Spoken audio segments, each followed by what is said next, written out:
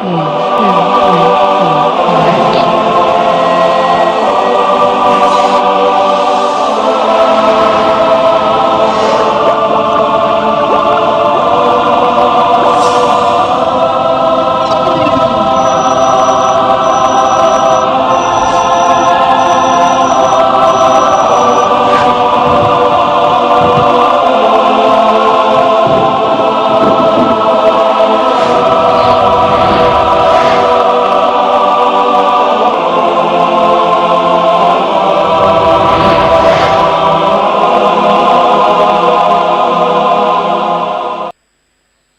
اس کی روشنی کو کہا گیا ہے سراج، وہاج اور دیا، جس کے معنی ہے سلگتا ہوا چراغ یا مشال یا دیا۔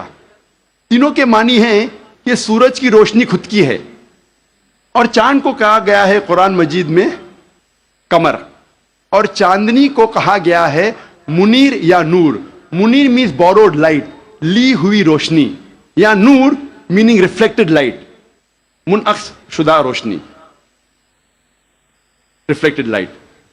آپ سوچ سکتے قرآن مجید 1400 سال پہلے کہتا ہے کہ یہ چاندنی خود کی روشنی نہیں ہے، چاند کی لی ہوئی روشنی ہے۔ اور اس کا ذکر سورہ فرقان سورہ نمبر 25 آیت نمبر 61 کے علاوہ سورہ یونس میں سورہ نمبر 10 آیت نمبر 5 میں، اور سورہ نوح میں سورہ نمبر 71 آیت نمبر 15 اور 16 میں۔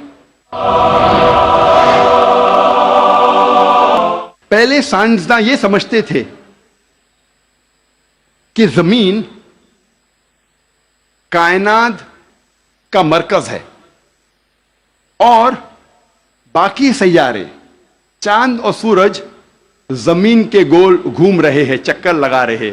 اسے کہتے تھے تھیوری آف جیو سینٹرزم، زمین کو مرکز سمجھنے کا نظریہ۔ اور یہ لوگ 2 صدی سے، ٹولمی کے وقت سے مانتے تھے، 16ویں صدی تک، جب تک کوپرنیکس نے کہا کہ زمین کے گول چاند اور سیارے نہیں چکر لگا رہے ہیں، لیکن سورج کے گول زمین، چاند اور باقی سیارے چکر لگا رہے ہیں، گھوم رہے ہیں۔ اسے کہتے تھے ہیلیو سینٹرک تھیوری، مطلب سورج کا مرکز ہونے کا نظریہ۔ اور سن 1609 میں ایک جرمن سائنٹسٹ جس کا نام تھا یوہنس کیپلر، اس نے لکھا اپنی کتاب میں ایسٹرونوما نووا کہ صرف سیارے اور چاند سورج کے گول گھوم نہیں رہے ہیں، لیکن زمین، چاند اور سیارے، پلانٹس، سورج کے گول گھومنے کے علاوہ اپنے محور پہ گردش کر رہے ہیں۔ They are rotating about their own axis۔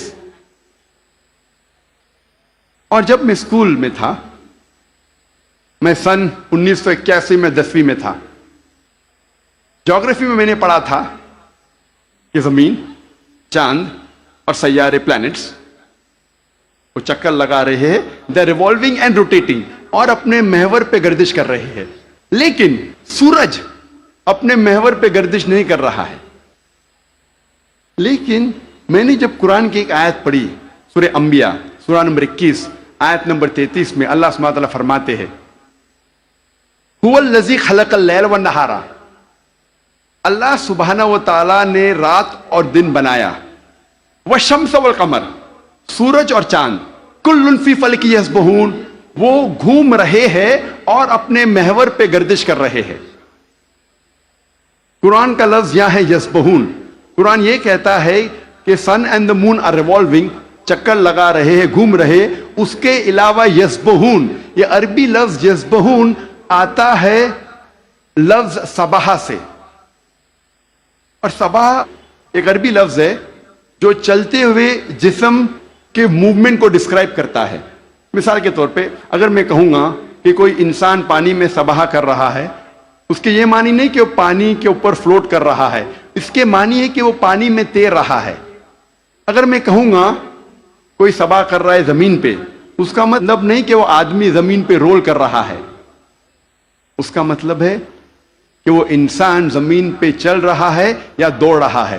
اسی طریقے سے جب اللہ سبحانہ تعالیٰ یہ لفظ کا استعمال کرتے ہیں کوئی فلکی جسم کے لیے فار اے سیلیسٹل باڈی، اس کے معنی نہیں کہ وہ فلائی ہو رہا ہے یا فلوٹ ہو رہا ہے، اس کے معنی ہے it is rotating about its own axis, وہ اپنے محور پہ گردش کر رہا ہے۔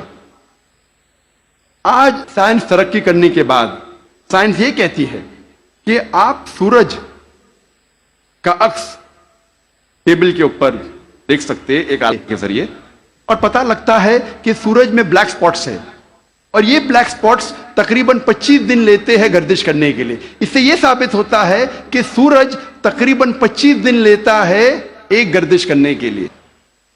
تو آج سائنس یہ تسلیم کرتی ہے کہ سورج بھی اپنے محور پہ گردش کر رہا ہے۔ جو میں نے اسکول میں تقریباً 28 سال پہلے پڑھا تھا کہ سورج واز اسٹیشنری، سورج گردش نہیں کر رہا ہے، تو 28 سال پہلے میں نے اسکول میں پڑھا، آج سائنس اسے تسلیم کرتی ہے، اور قرآن مجید میں اس کا ذکر ہے 1400 سال پہلے، اور آج اکثر اسکول کے سائنس کی کتاب میں اس کو انکارپوریٹ کیا جا چکا ہے۔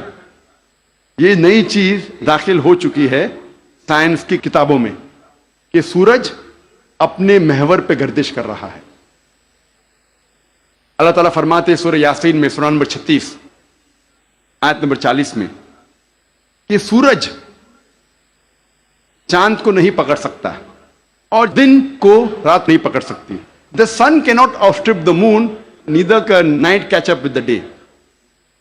کل فی فلک یسبحون، یہ اپنے محور پہ گردش کر رہے۔ اس کے معنی کہ چاند اور سورج کے جو ایکسس ہے، جو ریولیوشن کا ہے، وہ ڈیفرنٹ ہے، وہ علیحدہ ہے، اسی لیے وہ آپس میں کبھی نہیں ملیں گے۔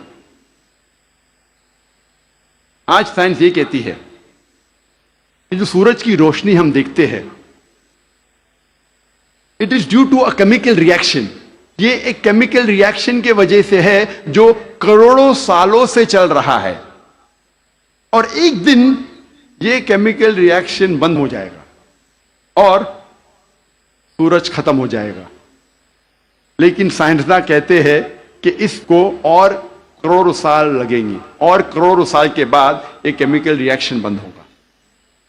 یعنی سائنس یہ کہتی ہے کہ ایک وقت آئے گا جب سورج نشٹ ہو جائے گا، ختم ہو جائے گا۔ قرآن میں اللہ تعالیٰ فرماتے ہیں سورہ یاسین میں سورہ نمبر 36 آیت نمبر 38 میں وَالشَّمْسُ تَجْرِي لِمُسْتَقَرٍّ لَهَا، کہ سورج جا رہا ہے اپنے مستقر کی طرف، سورج جا رہا ہے اپنے ڈیسٹینیشن پہ۔ سورج ایک مقرر وقت کے لیے ہے۔ مستقر کے معنی مقرر وقت اور مقرر جگہ، اس کے دو معنی ہوتے ہیں مستقر کے معنی، کہ سورج ایک مقرر وقت کے لیے ہے اور مقرر جگہ کی طرف جا رہا ہے۔ یہ سائنس آج تسلیم کرتی ہے کہ سورج ایک مقرر وقت کے لیے ہے، اور سائنس یہ بھی مانتی ہے کہ سورج کائنات کے ایک نقطے کی طرف جا رہا ہے جس کا نام ہے سولر اپیکس۔ ان دا ہرکولینز الفا لائرا 12 میل پر سیکنڈ کی رفتار پہ، قرآن میں لکھا ہے مستقر، مقرر جگہ کی طرف۔ سائنس کہتی ہے دونوں معنی مستقر کے، مقرر جگہ اور مقرر وقت، دونوں الحمدللہ صحیح ہے۔ اور اس کا ذکر سورہ یاسین سورہ نمبر 36 آیت نمبر 38 کے علاوہ سورہ رعد میں بھی ہے، سورہ نمبر 13 آیت نمبر 2، سورہ فاطر سورہ نمبر 35 آیت نمبر 13، سورہ لقمان سورہ نمبر 31 آیت نمبر 29، اور سورہ الزمر سورہ نمبر 39 آیت نمبر 5 میں۔ سب جگہ کہا گیا ہے کہ سورج ایک مقرر وقت کے لیے ہے، ایک مقرر جگہ کی طرف جا رہا ہے۔ آج سائنس یہ کہتی ہے جو آسمان ہمارے زمین کے اوپر ہے، جسے ہم کہتے ہیں ایٹماسفیئر، وہ ایک محفوظ چھت کی طرح ہے، اور سائنسداں یہ کہتے ہیں کہ خطرناک rays like ultraviolet rays, X rays, یہ چھت، یہ ایٹماسفیئر ان خطرناک ریز کو زمین پہ آنے سے روکتا ہے، ورنہ زمین پہ جاندار چیز مٹ جائیں گی۔ قرآن میں اس کا ذکر ہے سورہ انبیاء میں سورہ نمبر 21 آیت نمبر 32 میں کہ اللہ سبحانہ و تعالیٰ نے آسمان کو ایک محفوظ چھت بنایا، a protected ceiling, a canopy well guarded. آپ سوچ سکتے ہیں قرآن میں اس کا ذکر 1400 سال پہلے ہے, جو سائنسدان نے حال ہی میں 50 سال پہلے, 100 سال پہلے, 150 سال پہلے کہا کہ یہ ایٹماسفیئر از اے پروٹیکٹڈ سیلنگ.